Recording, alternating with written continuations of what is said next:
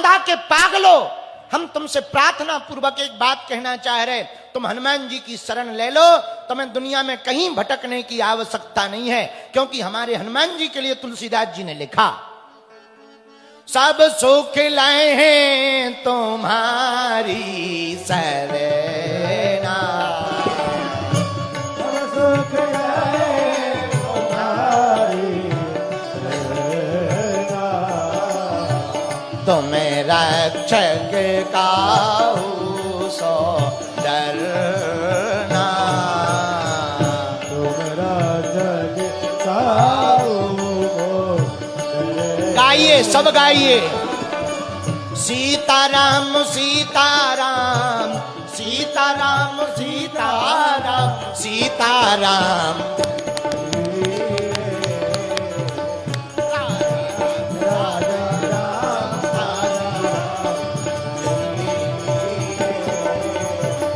जाहि विधि रागे राम, ताहि विधि रहिए, जाहि विधि रागे राम, ताहि विधि, सब सुख लहे तुम्हारी शरणा। हनुमान जी की शरण में सब सुख प्राप्त होगा। अच्छा, सब सुख मतलब सब, हाँ सब। अच्छा, सब सुख क्या? पहला सुख निरोगी काया। पहला सुख क्या है? बोलो बोलो बोलो। कई लोग बहुत अमीर होते हैं लेकिन डायबिटीज हो जाती है, हमारे जैसे रसगुल्ला नहीं खा पाते। अब बने रहो अमीर किस काम के, ठटरी बनाओ, पैसा थोड़ी खाओगे। है कई लोग होते हैं अमीर बहुत होते, डायबिटीज हो जाती। एक आदमी हमें मिला, हमने कहा और बताओ, कल तक तुम किराए के मकान में रहते थे, आजकल बढ़िया मकान हो गया, गाड़ी हो गया, बंगला हो गया, क्या क्या समस्या है? अब सब ठीक है? बोले गुरुजी हलवा ठीक है, कल ठीक थे। हमने कहा क्यों? अरे बोले कल दिन भर मजदूरी करते थे, रात को दबा के खाते थे, सो जाते थे, जब से पैसा आया डायबिटीज हो गई। डॉक्टर कह रहा सूखा दाल का पानी पियो वरना जल्दी निपट जाओगे।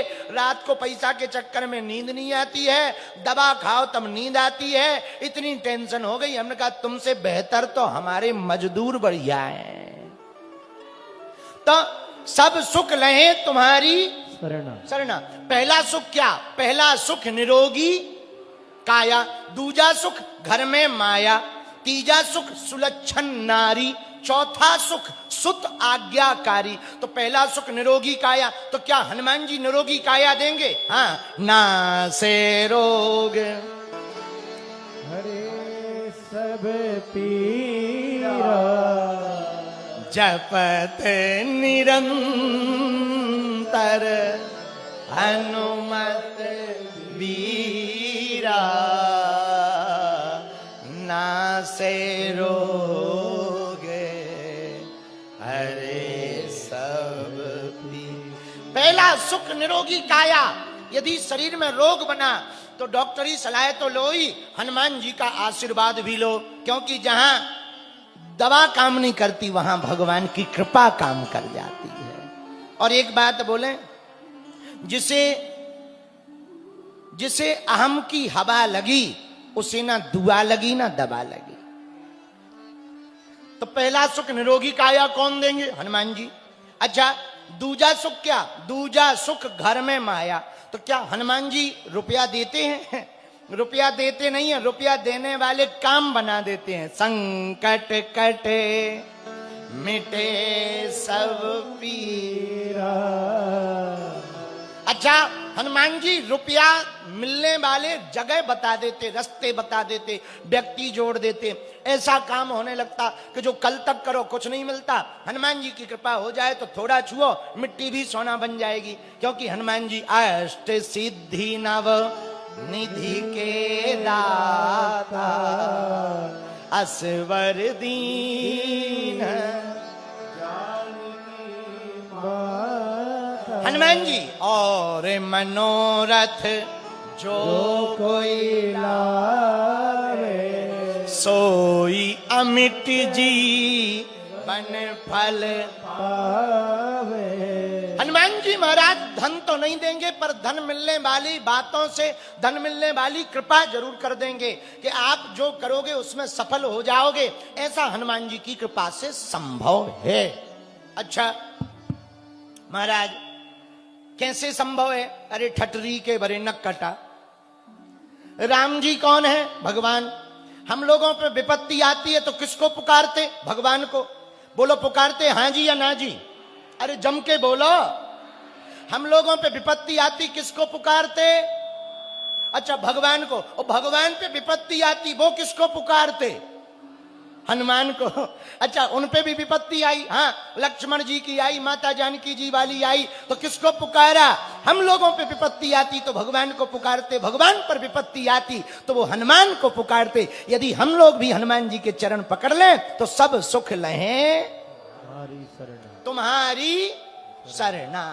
अच्छा सब सुख, पहला सुख निरोगी काया, दूजा सुख घर में माया, तीजा सुख सुलक्षण नारी। ये क्या है? ये खतरनाक चीज है। कई लोगों की मति तब तक ठीक रहती जब तक शादी ना हो। शादी के बाद जहां श्रीमती आ जाती है तो खुद की मति खराब हो जाती है। इसलिए धर्म पत्नी को श्रीमती कहा। भगवान की बड़ी कृपा है कि हम अभी तक बचे हैं। पर श्रीमती, श्रीमती कई लोगों की आ जाए, यार पूछो मत, भगवान ही बचाएं। खैर हमें ज्यादा बुराई नहीं करनी है क्योंकि यहां माताओं की संख्या ज्यादा है और अभी 3 दिन हमें रहना भी है। पता लगे कि कल ही टमाटर घलने लगे तो हो गए जय बजरंग बली की, राम कथा पूरी हो गई, यही निपट गई। इसलिए हम ज्यादा बात नहीं कह सकते। पर माताएं अच्छी होती हैं सब, नहीं, आप लोगों की हम बुराई नहीं कर रहे, बुरा ना माना। ये तो वेस्ट इंडीज वालों की बता रहे हैं। तो कई लोगों की मति तब तक ठीक रहती जब तक ब्याह ना हो। ब्याह के बाद श्रीमती आने पर खुद की मति खराब हो जाती। बोलो सीताराम। जोर से बोलो और जोर से बोलो। एक बार एक आदमी मेला गया, मेला में उसकी घरवाली गुम गई। अच्छा कई लोग घरवाली गुम जाने पे परेशान रहते हैं, कुछ लोग खुश होते हैं। जैसे कुछ लोग, एक हमें मिला, हमने कहा क्यों पत्नी नहीं आई बेटा, बहू नहीं आई, तुम अकेले आ गए चेले? बोले गुरुजी भगवान की बड़ी कृपा है, मायके गई है। माय तो हमने कहा इसमें भगवान की क्या कृपा? अरे बोले जितने दिन मायके हैं उतने दिन पिंड तो छूटे। हमने पूछा कहाँ के हो? बोले बांदा के हैं। हम कहा तो ठीक है, तो ठीक है प्रजा, यदि बांधा के हो तो बढ़िया, बहुत बढ़िया। तो कुछ लोग ऐसे होते हैं कि एक बार एक पति पत्नी मंदिर में गए, मंदिर में धागा बांधने गए, तो पत्नी ने धागा बांधा और फिर खोल दिया। तो पति ने पूछा कि क्या हुआ? धागा पहले मन्नत का बांधा पर खोल क्यों दिया बागेश्वर धाम पे? बोले हमने धागा बांधा था कि हमारे पति की जितनी अलाय बलाय हो वो भग जाए, दूर हो जाए, और हमें पे बाद में याद आया कहीं वो बलाय हम ना हो, तो धागा खोल दिया। हाँ ठीक है, ठीक। तो हाँ, तो पहला सुख निरोगी काया, दूजा सुख घर में माया, तीजा सुख सुलक्षण नारी। ये बड़ी कठिन चीज है, बुरा ना मानना। स्त्री, धर्मपत्नी, पत्नी, वाइफ, जो भी नाम दो या जो भी है, जो भी पुकारो, एक बात बोले, दोनों का रिश्ता बढ़िया हो ना, पति और पत्नी का, तो घर घर नहीं घर स्वर्ग बन जाता है। और दोनों में एक भी गड़बड़ होना भैया तो घर स्वर्ग नहीं नरक बन जाता है। कई लोगों की जिंदगी नरक बनी पड़ी है। हमने देखा है, हमारे पास लोग आते हैं, हमने बहुत अनुभव किया भैया, नरक बन जाता है जीवन। पति विचित्र हो अथवा पत्नी विचित्र हो, दोनों में कोई एक विचित्र हो, जीवन नरक बन जाता है। हम एक ही प्रार्थना करेंगे भैया, जो जैसा जीवन है सो ठीक है, पर पति पत्नी पर इतना भरोसा एक दूसरे पर होना चाहिए जितना भक्त का भगवान पर भरोसा होता है। और माताओं से भी प्रार्थना है हमारी, माताओं, कई बार हम परिवार के कहने पर अपने मायके पक्ष के प्रभाव में आकर बड़ा भला बुरा कह देते। आज के जमाने में सबसे ज्यादा तलाक होने का यदि कोई कारण है तो वो सोशल मीडिया है। सबसे बड़ा कारण है सोशल मीडिया। इस सोशल मीडिया के जमाने में भगवान बचाएं, हंसती खेलती जिंदगी दो लोगों की बर्बाद हो जाती है। हम एक प्रार्थना करना चाहेंगे, स्वधर्मे निधनम श्रेया पर धर्मो भयावहा। जिसकी प्यास जहां बुझे उसके लिए वही समुद्र होता है। हम प्रार्थना करेंगे सभी पुरुषों से और सभी माताओं से, भूल करके भी कभी किसी को धोखा मत देना। कोई नया व्यक्ति तुम्हें लालच दे, तुम्हें तरह तरह की बातें बताए, तुम्हें तरह तरह के आडंबर फैलाए, उसकी बातों में मत आ जाना, उसकी बातों में मत तुम पड़ जाना, वरना तुम्हारा हंसता खेलता परिवार नष्ट हो जाएगा, तुम्हारा जीवन नष्ट हो जाएगा। एक कहानी हमने पढ़ी थी कि एक बच्ची कोई प्रेमी के चक्कर में पड़ी हुई थी। उसके प्रेमी ने कहा कि कल तू गहने और पैसा लेकर के तैयार रहना, हम दोनों भागेंगे। और पिता उस बच्ची पर बड़ा भरोसा करता था, तो चाबी भी बच्ची के पास थी। तो प्रेमी ने फोन लगाया कि 8 बज गए हैं, तू तैयारी कर। तो उसने कहा कि अभी पिताजी सोए नहीं है, मैं लगाती हूं। लगभग 11-12 बजे जब पिता सो गए तो उस लड़की ने दरवाजा खोला, गोदरेज अलमारी का सोना निकाला, पैसा निकाला, बैग में रख लिया और जैसे ही मुड़ी अपने प्रेमी को फोन लगाने वाली थी कि मैं तैयार हूं चलो, वैसे ही पिता जाग गया। सामने पिता खड़ा था, बेटी हक्की बक्की रह गई, पिता की आंखों से आंसू गिर गए। उसने हाथ जोड़कर कहा, बेटी मेरे प्रेम में क्या कमी रह गई जो तूने मेरा भरोसा तोड़ दिया, बाहर वाले पर भरोसा कर लिया। मेरे प्रेम में क्या कमी थी? मुझे कोई दिक्कत नहीं, तेरा प्रेम है। उस पिता ने जो बात कही ना, वो दिल छूने वाली बात थी। उस पिता ने कहा, बेटी तेरा प्रेम है, तू उसके साथ भाग रही है, तू मेरा धन लेकर जा रही है, कोई दिक्कत नहीं, बस एक काम कर, एक बार तू अपने प्रेमी को फोन लगा और कहे कि सोना चांदी नहीं मैं ले पाई हूं, पैसा नहीं ले पाई, मेरे पास चाबी नहीं है, मैं ऐसे ही आ रही हूं, जरा एक बार कह के देख। उसने फोन लगाया प्रेमी को और पिता ने कहा फोन करने के पहले कि यदि वो कह दे कि हाँ तू आजा, मैं हूं, मैं गारंटी लेकर के, बेटी मैं बाप हूं तेरा, वचन देकर कहता हूं मैं तुम दोनों का विवाह करवा दूंगा। उसने फोन लगाया और अपने प्रेमी से कहा कि मैं तैयार हूं, रेडी हूं। तो उसने कहा कि तूने जेवर रख लिए, पैसा रख लिए? उसने कहा कि sorry, I am so sorry, पिताजी ने चाबी मुझसे छुड़ा ली और मैं वो नहीं रख पाई हूं, पर कोई नहीं, तुम तो हो, हम दोनों देखेंगे, कुछ ना कुछ करेंगे, चलो तैयार हो जाओ, तुम मुझे लेने आ जाओ। प्रेमी ने कहा, आज का भागना कैंसिल करते हैं, कल कोशिश कर, कल मिल जाए तो कल भागेंगे। ऐसा कहकर के फोन रख दिया। बेटी की आंखों से आंसू टप टप गिर गए, पिता के गले से लग गई। बोले, पिता आज तुमने हमको बचा लिया। हम सभी बेटियों से प्रार्थना करेंगे, अपने माँ बाप की इज्जत को उछाल कर कभी एक कदम बाहर मत रखना,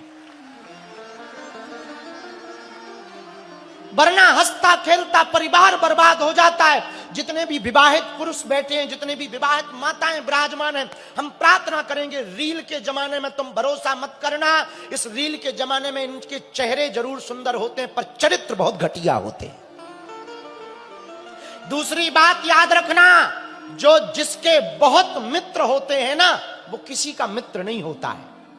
जिसके बहुत मित्र होते हैं ना, वो किसी का मित्र नहीं होता है। इसलिए जितने भी यहां पर विवाहित लोग बैठे हैं, हम प्रार्थना करेंगे, आप विवाहितों से भी प्रार्थना करेंगे, हंसती खेलती जिंदगी को यदि तुम बर्बाद नहीं करना चाहते, एक सूत्र हमारा मान लेना, कभी 2 के अलावा तीसरे पर भरोसा मत करना।